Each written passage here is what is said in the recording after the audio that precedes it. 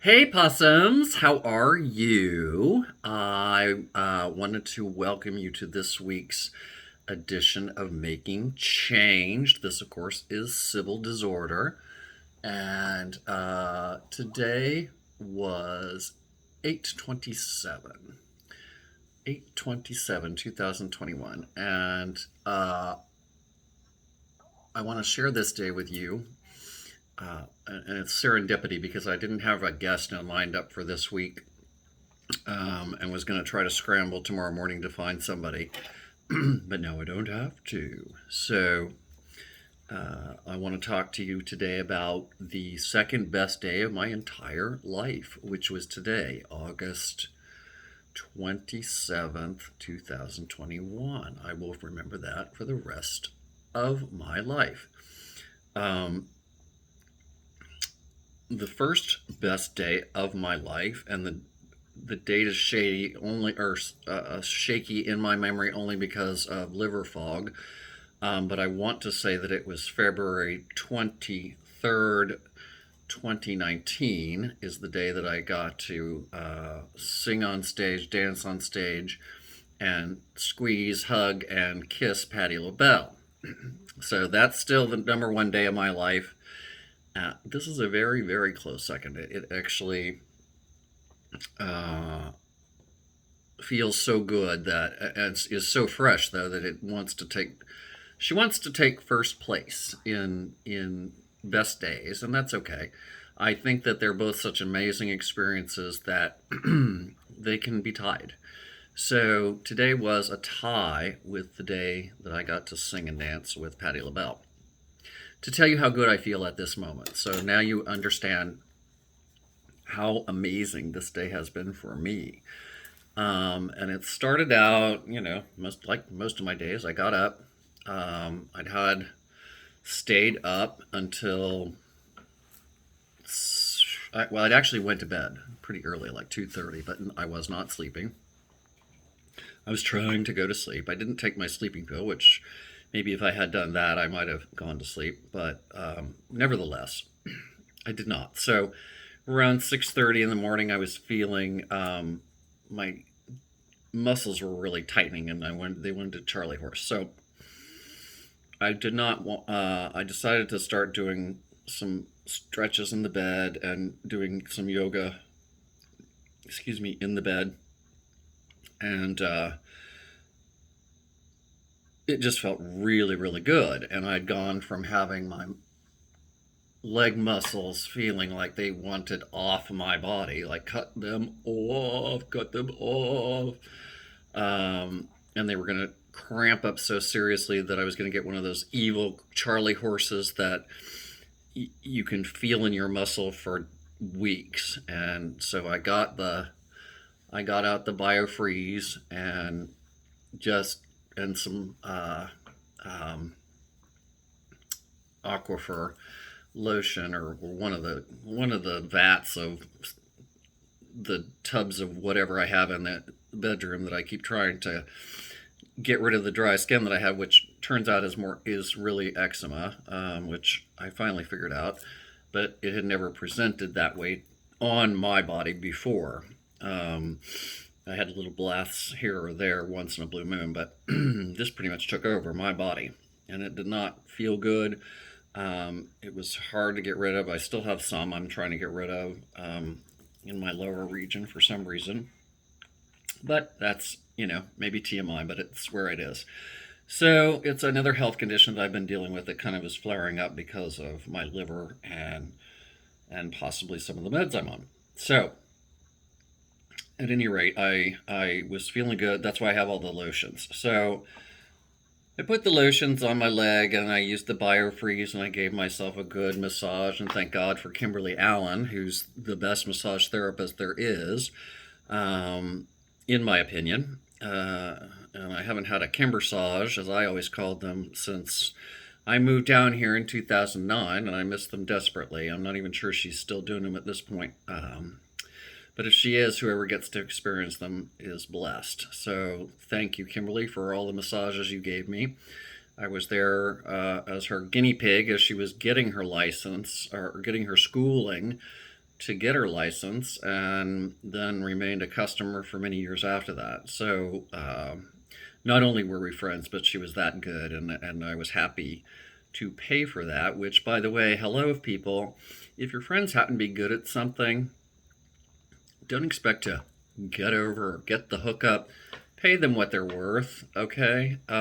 They work just the same way you do, and your friendship relationship with them has absolutely nothing to do with what they do to make money. And you, as a friend, should be the kind of friend who embraces that and supports them. Not only should you pay them for their valuable time and skills and efforts, you should send them lots of referrals of people who need the kind of services that they provide, which I try to very do. And coincidentally, as I pull my hair back over this beautiful helix ear piercing from Tim Joyner, and Tim Joyner is an In Focus tattoo here in Wilmington, practicing what I preach, and I can't imagine going to anybody else to have a piercing done in Wilmington. So that said, I digress, and okay, I've lost track of my thought for a moment, but I'll get back there. So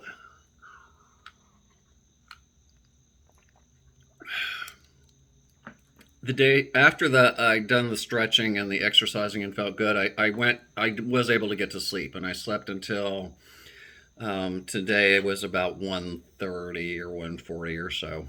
And I kind of said in a post that my body lately wants to be nocturnal. I'm recording this at 2:30 in the morning. Got home from Bottega at about 12:30 this morning, and then I had a little noshing that I experienced. And I'm going to show you something too. This is pretty cool. The mother of invention, right? So I'm using this skewer to poke olives. I'm almost out of olives. To poke these olives, and of course, if you ever try to do this, it's hard to get them, right? So I realized that this is a hook, a little saddle, and you can just lift the damn olive right out of the jar. Who knew that? Okay, so that's my discovery today. Life-changing. Little things are life-changing. You just have to embrace them and love them and celebrate them. I'm grateful for that. Saves me a hell of a lot of effort. I eat olives like I eat, I don't even know what. But I've told you all I have an olive craving. That was the only reason I ever drank martinis and Bloody Marys, is because they were well, besides the hooch, of course, was that you can find that in many different forms, but they were a vehicle to the olive. And so I loved, the olive that was in the vodka, the different vodkas, and the way that the olive took on different flavors, and so that but it was all about the olive. That first swallow, the way it tasted in your mouth, kind of like that first drag off of a cigarette. You former smoker, or current smokers, or former smokers know what I'm talking about. That first drag in the day, in the morning, when you get up and you're just like, oh. And that's how that felt.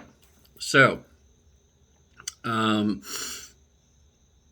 love olives. I eat them a lot. So that's a time saver and a frustration saver. I'm no longer trying to be frustrated poking these things. So anyway, that's enough about that. So after,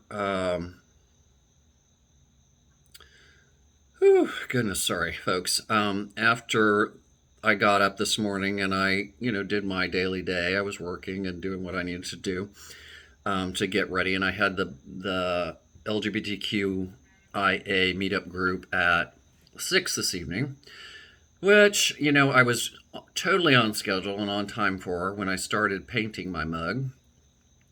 And then Miss Ella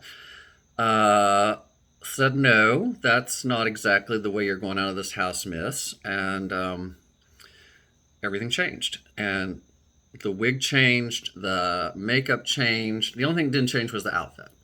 But everything else changed. The wig changed, the jewelry changed, the eye makeup changed, and I had to repaint, and it's the first time today that I actually took the time to blend, highlight my fantastic cheekbones, um, blend and contour and shape, make my nose stand up pretty like it's supposed to, all that stuff. One, because when I first decided I was going to wear makeup, I wasn't even planning to wear makeup very often. I was just going to wear, maybe do my eyes once in a while, but for day to day, I was just going to wear mascara and possibly a lipstick. And so, like the last meetup group, that's all I had on. No, I actually did the eyes. I think I did the eyes that day, but I still even had the beard, um, which my mother asked me graciously to not do because she just didn't like beards. Not because I interpreted it as being uncomfortable with seeing a female with a beard, but so I asked her, do you like beards on, did you like my beard before? And she said, no, not really. So that's the thing. A lot of people loved the look. I personally love the look. I think it's sexy. But now I feel like I have done that for the moment. And I'm not saying I'm not going to do it again. I think it's sexy on certain people, including myself. Maybe not everybody. But all that said, good grief, I hate this liver fog, but usually helps to take a drink of water.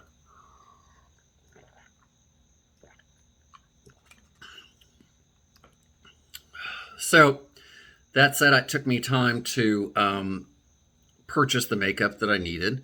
As I decided that I was going to do more and more, and I was getting better at remembering the beautiful female imposter known as Shelby Van Lauren, and how I used to be able to paint her face extraordinarily to where lesbians were hot for me, which was the greatest compliment, in my opinion, of a female imposter. So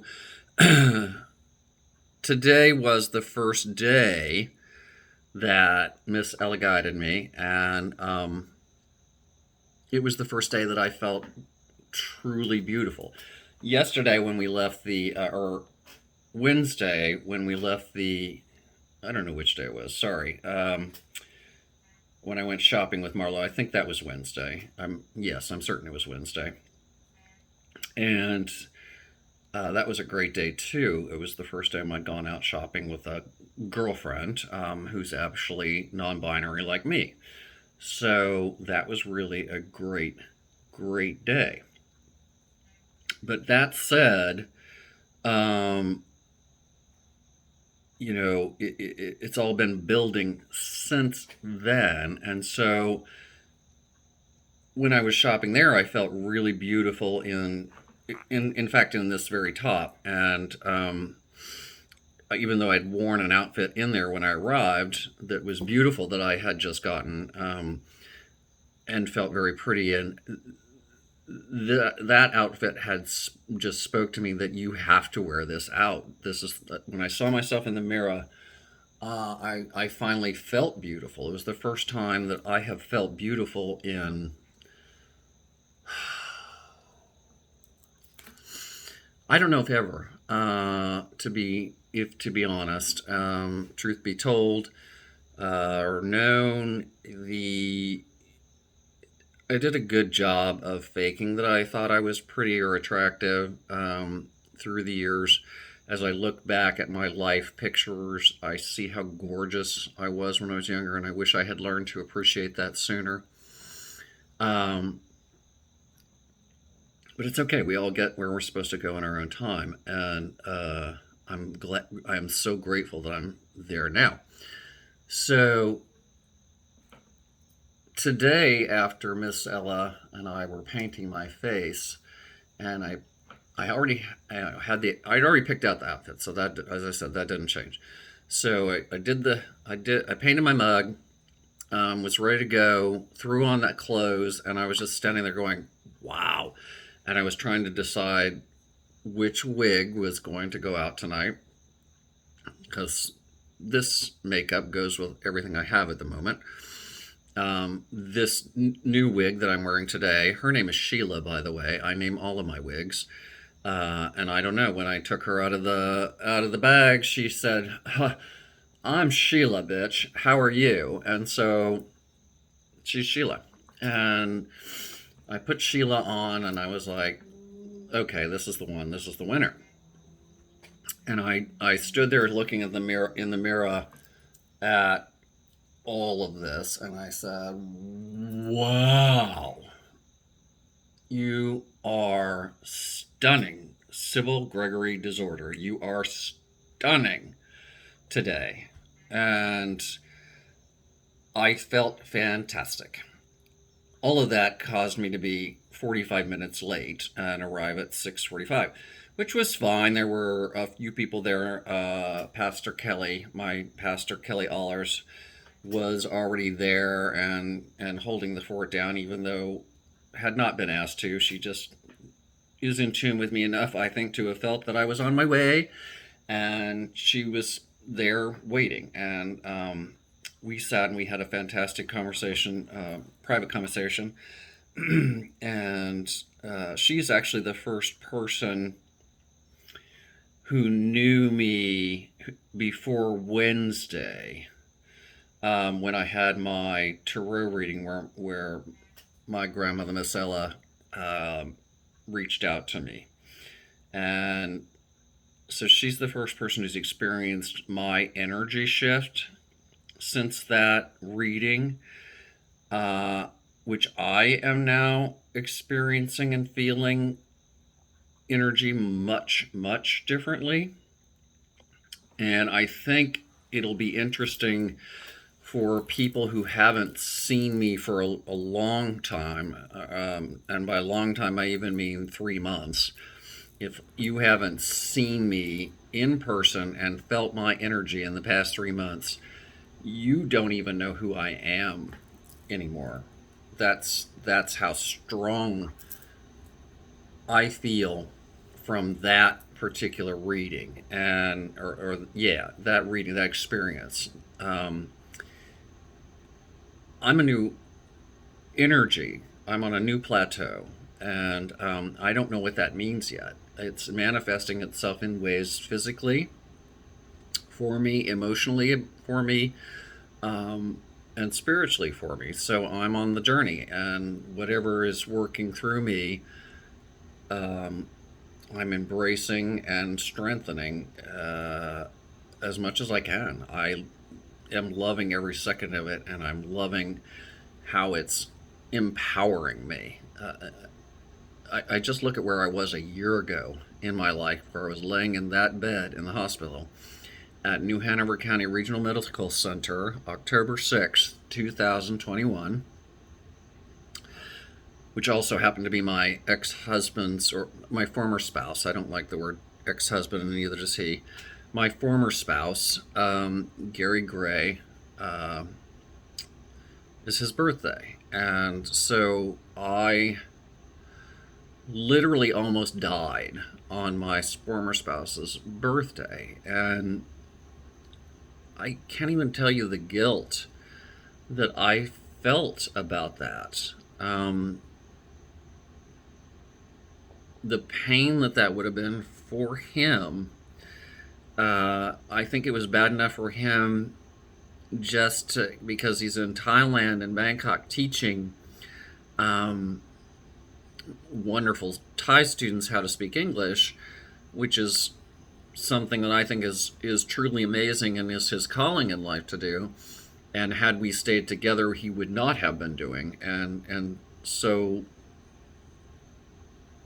God has worked through us at that time to make our relationship, not our relationship, our committed partnership, end and separate us. We both had two different journeys that had come to the fork in the road, and we no longer suited each other together every day. I still love him with all my heart and soul. I consider him my best friend. I know in my heart that if I called him and said that I needed something, even from Thailand, if he had it in his power, he would do that for me, and I would do the very same thing for him. So, it's not like the last husband I had that was a whole different experience, and I'm going to say actually here that I've already admitted on another episode that I was an asshole and I did cheat on Gary, and I have begged his forgiveness, continue to do that.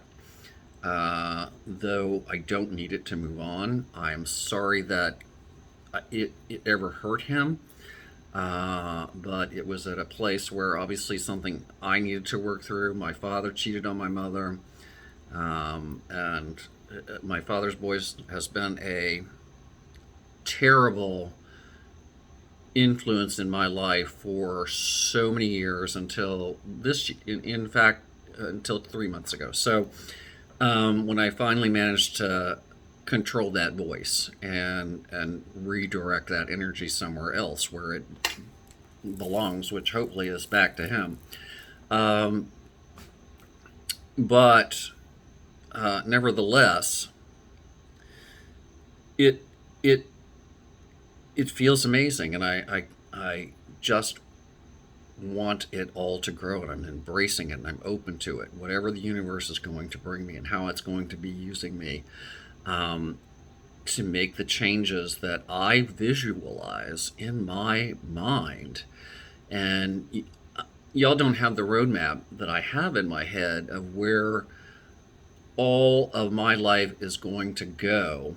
And I'm not saying I have a clear map. Obviously, Oprah Winfrey or Martha Stewart didn't have a clear map to where their success was going to go, especially Martha Stewart, who started later in life like I'm doing. But that said, I don't feel like there's anything standing in my way anymore.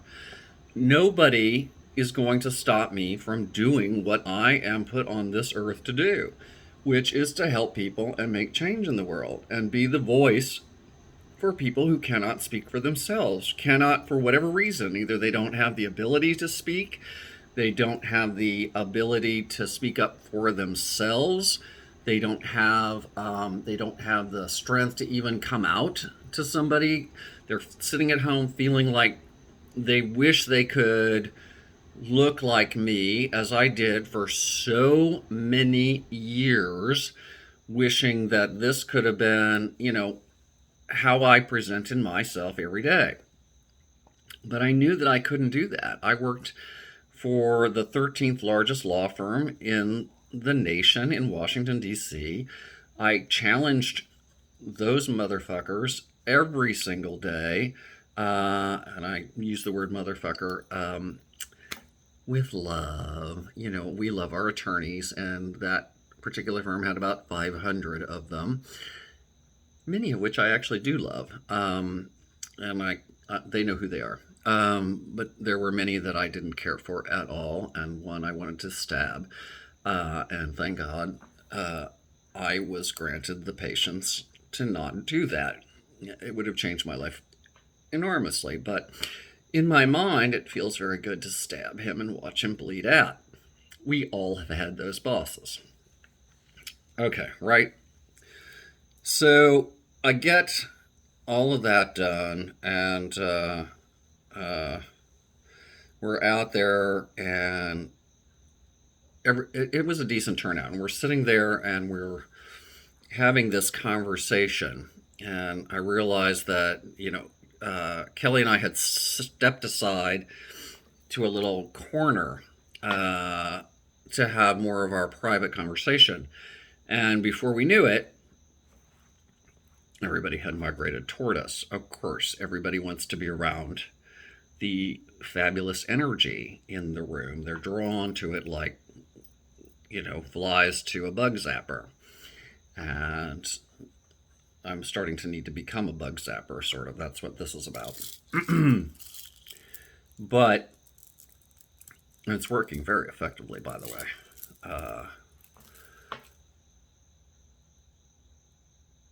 Bug zapper, bug zapper, bug zapper. Okay, so we're sitting over there having our conversation, and everybody's migrated over toward us. And I sat to myself and I looked over at Kelly, and she was intently listening to a woman who was talking, as you do, or a actually, it was a gentleman. His name was Jericho. I don't know anything about him. I've never met him, as far as I know, before. No, that's not true. I have met him before at Bottega several years ago. Chatted with him for a while. He wanted a light, and I don't even, of course, I don't smoke. I don't carry a lighter, though I may start because I need one for my eyebrow pencil. So, you know, two birds with one stone. If a handsome man needs a light, you know, a lady can give him one. However, I did not have one at that time. So she's listening to him talk intently, and I happen to glance over, you know, side glance, because you look at the person who's speaking, and I generally do anyway. It's common courtesy, and I read lips that way. I've discovered with this mask thing, we all read lips. We just didn't know it until we started covering our mouths, and now everybody's going, "What? I can't hear you. I can't hear you." When in fact they could hear you if they could read your lips. All of that said, as everything migrated over, and I looked at her and I thought, and we were having a really amazing conversation based on one funny, off the cuff response that I made to Jericho's comment. And we bantered off of that, and we bantered around the room. There were about, it's not a room, it's an outside patio. There were about 4 or 5 or 6 of us, maybe.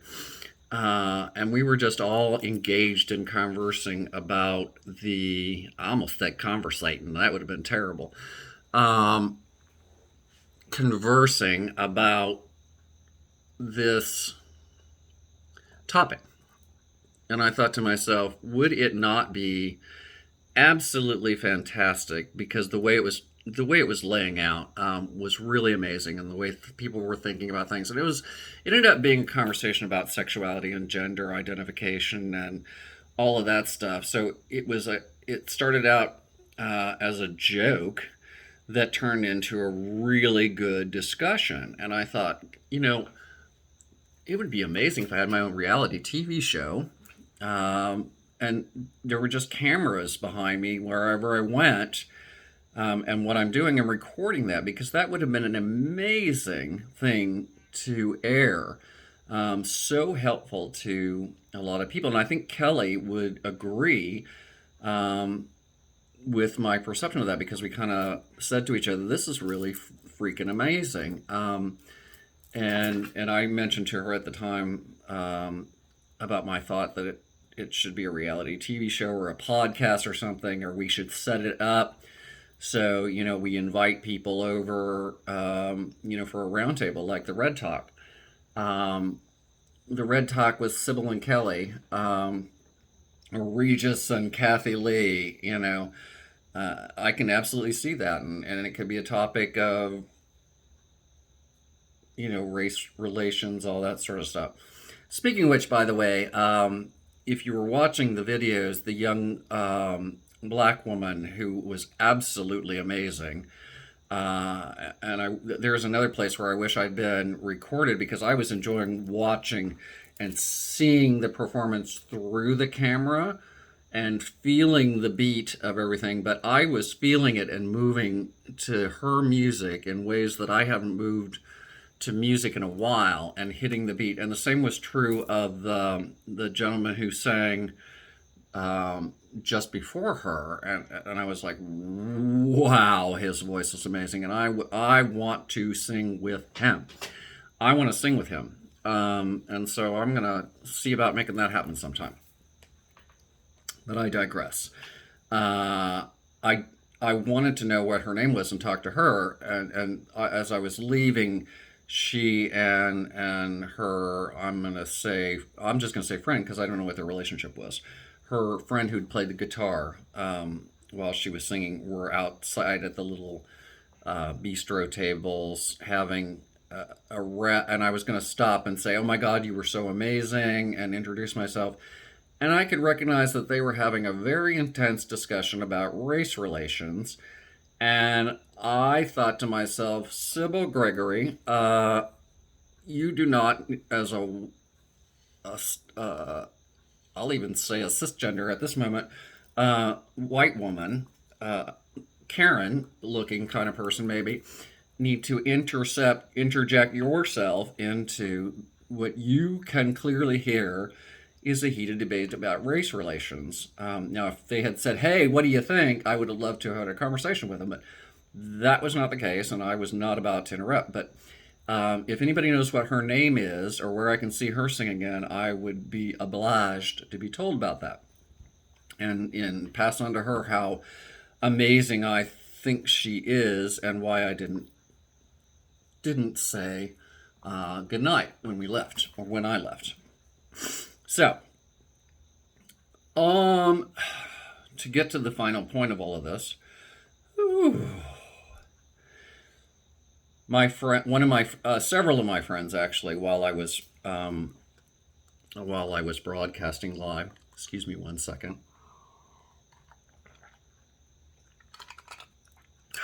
These diuretics make me thirsty, and so does using my voice. So there's that. And now the train of thought's gone.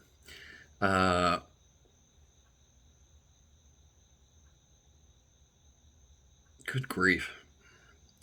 Sing, sing, sing, sing, sing, sing, sing, sing, sing. So as I'm, this isn't where I was going to go, but I wanted to mention it too, that while I was watching, the show, by the time my new friend Aaron, whom I met through my dear friends Danica Fletcher and Andrew, sorry Andrew, I know it and it'll come to me, but y'all see my liver fog, so I know you, I know your last name, and I love you. I met him through them, and we spent an evening together noshing with Danica and Andrew and getting to know each other. And I was an enormous flirt that evening, and because I think he's cute as a bug and sweet as can be, and all of that. I don't need to go into any more of this. But so I could, I said that to him, and he happened to be he had mentioned to me that he played at the open mic nights, but I had forgotten that. So I was pleasantly surprised when he walked up and said hello. And then when he stopped up to play, for some reason the room cleared. And they were kind of joking at him, "You cleared out the room," after he finished playing. And I said, "Hey, I'm here." And and then there was one other guy in the room who said, "Yeah, you kind of feel underappreciated, don't you?" And I said, "No, but I think that as artists, we need to celebrate the people who stayed, not worry about the people who left. Fuck them. They missed out on what I sat there and got a one-person show, which I said, and I mean, at some point, I have a list of all the things that I want to do in life, and I'm going to move this poking dagger over here out of the jar because I just saw that going into my eyeball. And when you see danger coming and you don't do something about it, and it attacks you, and the danger happens, which happens to me, because if you think about something, that's a manifestation. And so then when it happens, and you saw it coming and didn't take care of the problem, it's your fault. So now, if I had poked my eye out with that dagger, seeing it and feeling like that could possibly happen to me this evening, and let's just say that in my genealogy, that's a definite possibility if you manifest such a thing. So I just took that out. So I've solved that problem. Now, back to Aaron. And I thought to myself, I flirted with him at Danica and Andrews, and I told him that, if he told me he makes great Chicago style pizza, which I've not been able to find, certainly in Wilmington, and I don't think, really there was like, what is that restaurant in DC, Pizzeria Uno or something. I think that was as close as we could get to Chicago style pizza. It was a Union Station. I don't even know if it's still there, but it was good. But he said he comes from Chicago and he knows how to make, or lived in Chicago. I think he comes from North Carolina, lived in Chicago. Uh, you know, I care more about his aspirations than where he's been, and his talent. So, at any rate, so there's that, and uh, of course he doesn't call me for a date. My gut tells me, of course, that he's heterosexual and a good sport, which is fine with me. That's what I love about a lot of cisgender heterosexual men these days, is that they are able to realize that they are being flattered, like the young man at Planet Fitness yesterday that I flirted with. Not offended by it, just realizing that when somebody tells you you're attractive, there's nothing wrong with that. It doesn't mean that they're going to grab your dick. It doesn't mean that, um, any more than if that same man were to compliment, a young, buxom woman. Now, if he says nice tits, that's a whole different thing. But he can flirt with her a little bit, and like we all do, if the person is interested back, you get a recip. You made yourself known. You have a communication. That's how language. How body language works. This is how we managed to mate before we had language. And I'm glad my hair didn't fall off when I leaned back. That would have been funny. Uh, but unattractive. So I joked with him that he can make this Chicago style pizza for me on our first date. And then when we're in there, and I'm literally the only person in the room besides Dante, the bartender, who, by the way, played a big part in today as well, being part of my best day, in tie with Patti LaBelle. And that's what I'm going to say, is Patti LaBelle from now on.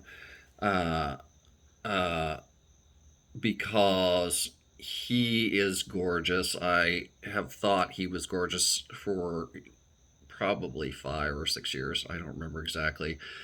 First met him at a different bar in town, Janice Smith.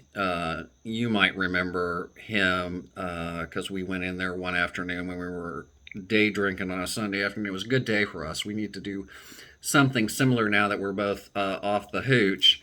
We can mocktail around and do that sort of stuff because they're around. And actually, that's part of why I felt so special tonight, was that, Dante obviously knows that I think he's attractive. I flirted with him when I was in Ken Garb. He took it very well. He's clearly heterosexual. Y'all don't get it twisted. I'm not trying to say Dante is gay. He is not. At least not as far as I understand. And, it's not my business unless he's interested in talking to me. So, is he? No, I'm kidding. But he's never treated me poorly. He, has always been kind enough. I know that he knows some other friends of mine and has dated someone I know, which is fine, and great, terrific. But he treated me like I was the queen of the night, whether he knows he did or not. He did. Picked the prettiest glass for me because I said I wanted a pretty glass each time I got a different drink. And that was fabulous. I loved that. And it was just wonderful, accepting. At one point, my friend, I was saying that I was getting lots of text messages saying, concerned about my health, and being in, the wine bar without my mask on. And I responded to one friend and I said, I understand. I have I chose to not wear a mask tonight for a specific reason. And I'll tell you offline, but I decided that I don't need to say it offline. I can tell you all. There's nothing secretive about it. I just didn't feel like sitting there typing because I wanted to enjoy the music. Um, but I wanted her to know that, or anybody else to know that if they wanted to come in, you can wear your mask. Lots of people were, even though if they weren't showing up in the video wearing masks, because most of the people in the video were standing at the bar drinking. So obviously we're still close to each other. But given all of that, I chose to not wear my mask because I chose beauty over health. And we all have done this before in our lives, so I don't need a lecture about it. But because this was, as I said, the tie of the first of the best day of my life, I wanted to continue to feel beautiful without that intrusion of the mask. The mask interfered energetically, and I'm not having a mask debate. I am pro mask all the way around, and this is going to be the last time that you see me in an environment like that without a mask. But it interfered energetically with the way I felt. And even though I had a very pretty mask that I brought in, and I brought it up against my face when I walked to the back, and had on anytime a stranger approached me for a period of time. And actually, everybody outside, we were all social distance, so I was only close to Kelly, and I know Kelly. I know, not that we can't pick something up, right? Okay, but I am vaccinated. But my school of thought here was that if, for some reason, I end up getting COVID because of that choice, I am okay with that choice, or with that outcome, because I have never felt that beautiful in my entire life. And I rejected the energy that interfered with that feeling today. So y'all should just feel confident, be okay. I'm going to be fine. I am. But if I did catch it and I die from it, I am fine with that because of the day I had. I could die right this second, and I am perfectly happy. I'm happier than I've ever been in my entire life. Y'all hear me? My entire life. Today, August 27 and 28, 2021. I feel amazing. And if I happen to die on that day, that would be okay with me. And y'all can just rest that I am in bliss at this very second. Bliss, I tell you. Euphoria and bliss. And to anybody who thinks I might be on a manic spree, I'm not. I don't think I'm presenting as manic. And if I happen to be manic, I can live with this particular mania because it's working for me. It's clear-headed, it's ambitious, it's focused, it's very, very driven. And people who didn't understand why I was not as successful as I could be, and including myself, why I was not as successful and why I kept self-sabotaging, are going to see a different Sybill Gregory disorder than they knew as Gregory Dean Maley. And I just say, watch me. Watch what I'm going to do. If you doubt me, watch me. If you want to impede me, get out of my way. I don't have time for it. I don't want that energy around me. It brings me down. As an empath, it sucks the life out of me. And that's what this is about as well. I'm keeping you energy vampires away from me. And part of that is my own mindset and also my own energy power, which has shifted, like I said, since Wednesday. I absolutely feel like my grandmother is still here, Miss Ella, and I'm going to refer to her as Miss Ella being with me, helping me make these choices until I feel she's not here. and I'm thankful that she's here to guide me where I need to go, and break the chain of our maternal um, mental health issues. And I'm proud of that. I'm pleased with that. So thank you, Granny Ella. Um, who, by the way, I forgot to tell in the story about her the other day that I told about Jolynn Stutz, my tarot reader. While she was reading me and talking to Miss Ella, we made some kind of a snarky. Sorry, we had a little mosquito there. Miss Ella interrupted her and scolded her for not being respectful enough of her. And I laughed and I said, "Well, that would be her. Not that she ever did that specific thing, but she was, in my mind, the German uh, um, matriarch of the family, and so very stern and as Joe felt, a very masculine influence, because she had to be. My grandfather committed suicide when my mother and her twin sister were babies, um, and she had five children. My mother was the baby of the five, a little younger than my auntie Karen, and uh, they're they're interesting characters. They're fraternal twins. They're not identical. So I got my height certainly from my uncle John, who's 6'7", I think. My father, who is 6'3". My auntie Karen, who I think is 6'9".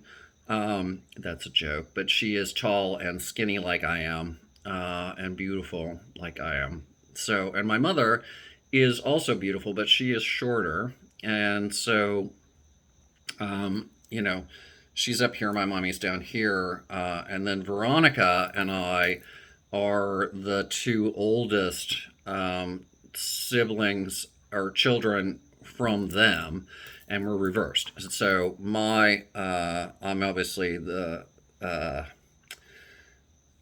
assigned male at birth um, child, oldest child, and Veronica's the oldest female child of the two, and then our younger siblings are the same age as well, but flipped. And so my sister is on my mother's side, and my cousin, who's male, Virgil, is on from my auntie Karen. So we flip flopped, which is pretty cool, actually. And I've always liked that. But Veronica and I have always been very close and connected. Periods of time where we maybe not, but that's how families work. And we found our way back to each other, found our peace. And I love her, she loves me, and has been very, very, very supportive of this whole process, as has been, so far everybody that is in my family. A few folks accepted, which is fine. It can't. Not everybody's going to be celebrating my new self. A lot of people can't stand to see somebody get out of the well and start to see the sunshine and blossom.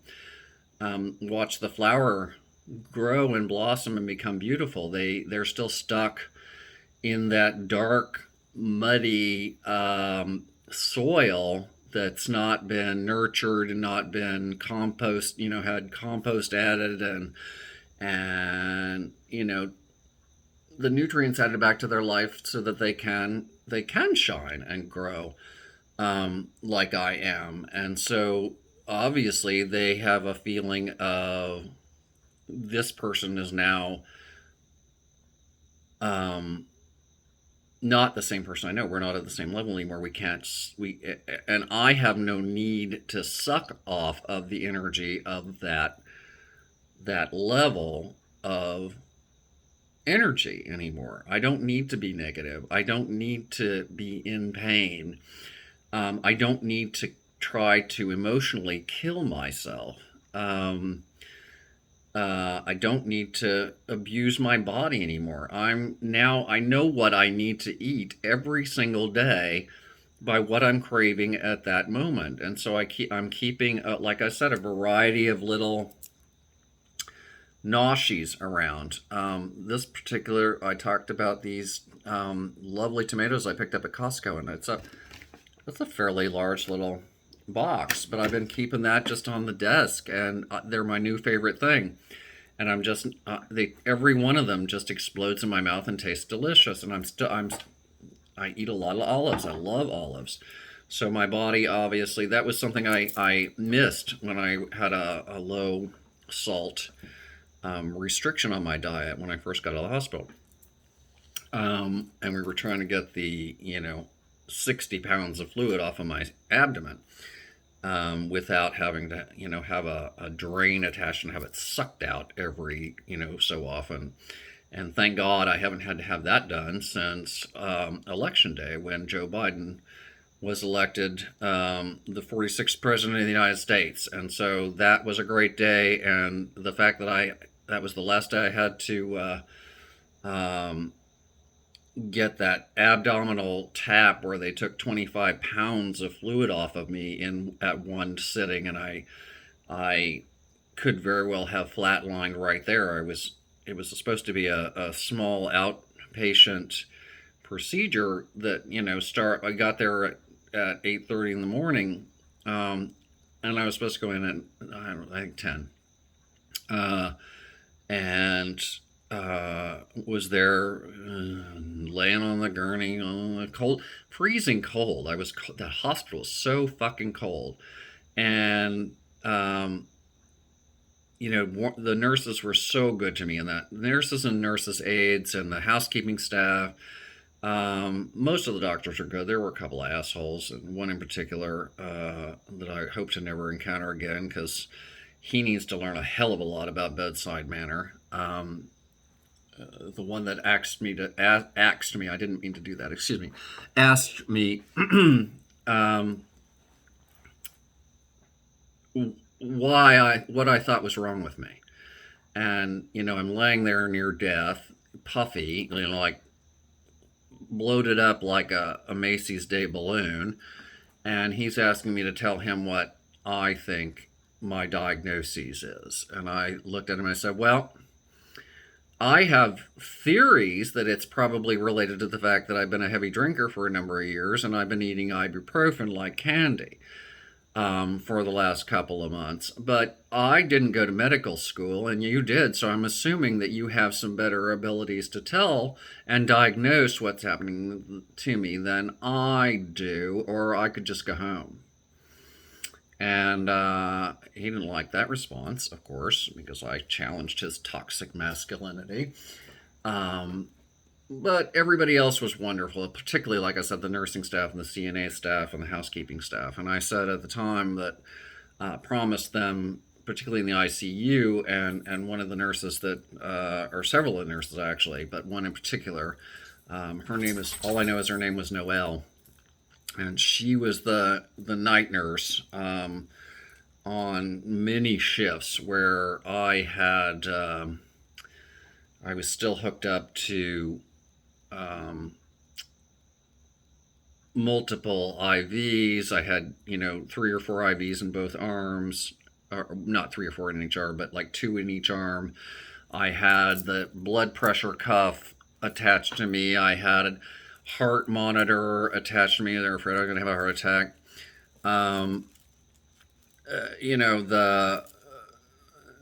It beeped, I think, every time I farted. Device behind my head. And so I couldn't get up. And then they were forcing me to take this laxative called lactulose, which I'm going to tell you, if you really want to, you don't need to do these, 50-day cleanse diets. You can spend one day with 3 doses of lactulose. And if you're really brave, you could do 3 days in a row. And I guarantee you that you'll find the bubble gum you swallowed when you were in kindergarten. Because it will clean out your entire system. And it will clean out your entire system in a rush.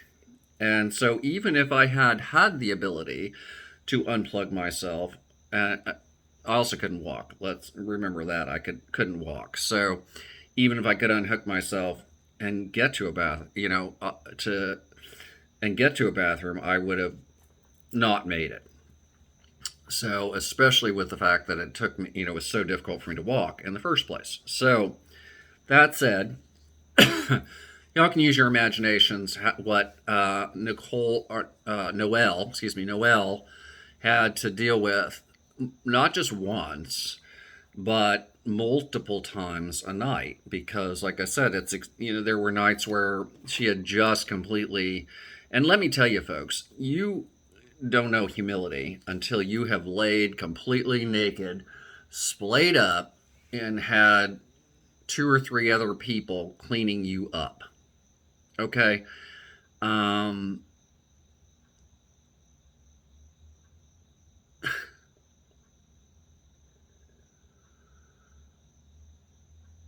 You all just don't know.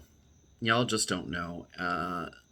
Those people are angels on earth.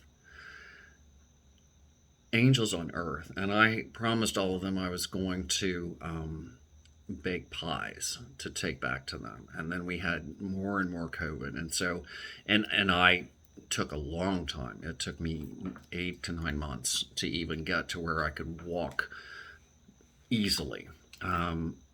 And, those of you who were with me on that journey and remember how hard it was for me to walk a year ago, versus now I'm walking and dancing in 3.5 inch, or actually I can dance in 4 inch heels. And I can walk in 5 inch or 6 inch boots, the 6 inch boots that I wore to the city council meeting. And I would have walked in those fine, except that the carpets in that council room are so squishy and my muscles still aren't strong enough to maneuver. And thank God that was a thick heel. If it had been a stiletto, I would have been on the floor as soon as I put my foot down. And I knew that already. That's one of the reasons I'm not wearing those beautiful Pride shoes that my friend Stacy sent to me. I'm not stupid. I do push myself a great deal. I challenge myself with success pushes or challenges, and in fact, one of them was that I was going to participate in these 2 pageants that were coming up: the Mr. and Miss Gay ENC Equality North Carolina Pride 2022 pageant and the New Bern Drag Idol pageant in October, which was in honor of my, recovering and being able to. I set that goal the first when Stacy first sent me those shoes. I set the goal that I was going to be able to dance and lip sync through Taylor Dance Tell It to My Heart in those shoes. And I'm not there yet. I can dance and lip sync through the songs in the shoes I've been wearing the last 2 days, which are a 3.5 inch heel. I can show them to you. So they're not insignificant, and but they are a good design for me right now because they're holding my foot in place, and they've got not a chunky heel, but they've got a decent enough heel that as I'm walking through. And girls, do y'all know, those of you who are assigned female at birth primarily, do you know that you can, if you scuff this stuff up before you try to wear them, take it out and rub it on the driveway, or put duct tape on the bottom of it, and then scuff the duct tape, it prevents you from falling on your ass. And so I've scuffed these, but I need to get the duct tape to put on there as well and scuff the hell out of that, because that will help you walk in heels, particularly on a smooth surface like Walmart, where I was yesterday and had, I looked at it and I'm like, I walked better on wobbly ass asphalt than I could walk on those smooth ass Walmart floors. I just felt like my feet were going to go, and I was going to do that split that I know my body can't do. However, I did discover things that my body can do while I was stretching this morning. And in fact, now it is possible for me to literally kick my own ass and bruise it. So if you all think that I'm needing a swift kick in the ass, just call me and let me know, and I can take care of that myself these days. So that's pretty amazing. So I digressed a little bit, but still needed to tell all of that. So I was going to do this pageant as the measure of me finally being back to normal. And what has happened in that period of time, you all have been watching. I'm nowhere near what I defined as normal a year ago, or even when I set that goal. And when I set that goal, it really wasn't about the pageant itself. I hate pageants, to be honest. I hated the one participated in when I was younger, but it just isn't something I don't like. I love the drag that RuPaul's drag show does. I love drag shows. For me, that character, I still have that character who's currently named Jasmine Sapphire, and I'm feeling like that's not the right place or name for her either, but that's where she is at the moment. So, to be determined, TBD on Jasmine Sapphire's name. But all that said, a couple of days ago it occurred to me that I don't need to do this anymore. I don't need that. I reached my challenge by doing this every day when I want to. Not because I have to do this every day. I still am going out, and in Ken garb, I'm still looking like a boy when I want to look like a boy. And I've had this discussion about shaving my legs, whether or not to do that. I'm not sure where I land. I talked to a young person who appears to identify to me as female, assigned female at birth, who works at Bargain Box, but I didn't ask her gender pronouns when we were talking. But she's beautiful young person, and but a little bit on that French lesbian. And I use that because I know you all are going to visualize this perfectly. That French visual lesbian, hairy armpits, hairy legs. And so I asked her while we were standing there looking at some stuff. I said, "What do you think about my legs? Do you think I should shave my legs, or do you agree with me that they're sexy?" It's one of the things I like, is that when I'm in Ken garb, I can be a boy, because I love being a boy. I have said from the beginning of this, I'm not in this ever to transition to female. I don't identify as a woman. I identify as a non-binary gender fluid person, but assigned sexuality gender wise, I am male, and I like being a male. I like being a boy. What I was born with is not necessarily what I would have asked for. We all want a bigger one, right? But it works for me, and it makes me happy, so that's all that really matters. And so far, I've not gotten any complaints about it from those who've been with me. So there's that. And if they had complaints, they didn't tell me, and that's the way it should be. Go on home. If you don't like, you don't like what's at the shopping market, don't buy it. I need to write that down. This is for another project.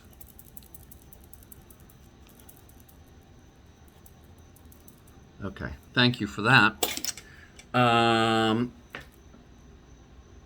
So that said, it just was an amazing day. And when I finally packed up to go home, I did not finish my story about Aaron. And so this is going to be the last story. And so as I was sitting there at the end, and I was the only one in the room, and thinking to myself, well, in some ways, this is kind of that little one-on-one date that, he's singing just for me. I'm the only one in the room besides Dante. So he's singing just for me, and I'm the queen of the night. I have Dante over here treating me like a goddess, with my cocktail, or my mocktail, really. Obviously, I'm not drinking alcohol. And Addie has graciously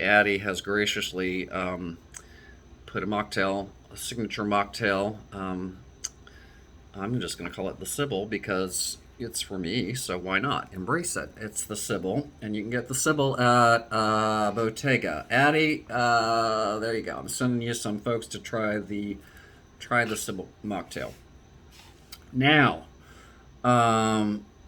so there was that, and toward the end, because there was nobody else in the room, I said, would be an amazing little podcast as well. That show called Private Sessions or something, where musicians get together and they record, just in that private session. And so I said, this is welcome to the premiere episode of Sybill Disorder's Private Sessions. You're the first guest. And I called him out by Aaron because I knew his name was Aaron, but I didn't know his last name. And so when I asked him who he was to introduce himself, he introduced himself as Aaron. And I said, hey, Aaron, how do your fans that you're acquiring here watching me, are watching you, not me, they're watching you tonight, how can they get in touch? Where can they see you perform again? Do you have a Facebook, an Instagram? How do we find out what you're doing? And he said, oh, I do have Facebook. And I said, well, okay, what's your name? All I know is Aaron. What's your last name? And he said his last name was Freeman. So Aaron Freeman. And I said, great, fantastic, folks. Check out Aaron Freeman on Facebook, or Bottega downtown. Friday nights, he might be here performing, something like that. I don't remember exactly. And sorry, I had a little itchy. Makeup itch. You have to just kind of poke at it, like when your head itches, and you have to just kind of do that because you can't get in there.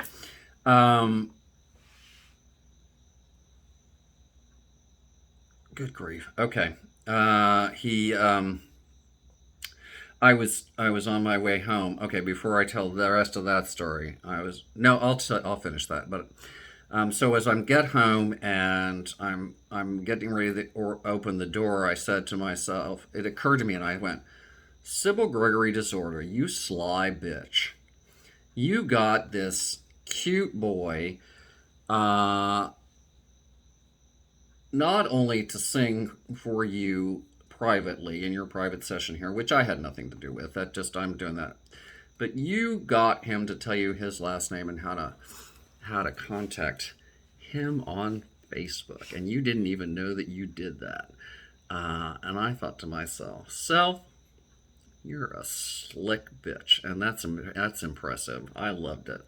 But that said, after I left the bar, encountered the young couple having the deep discussion,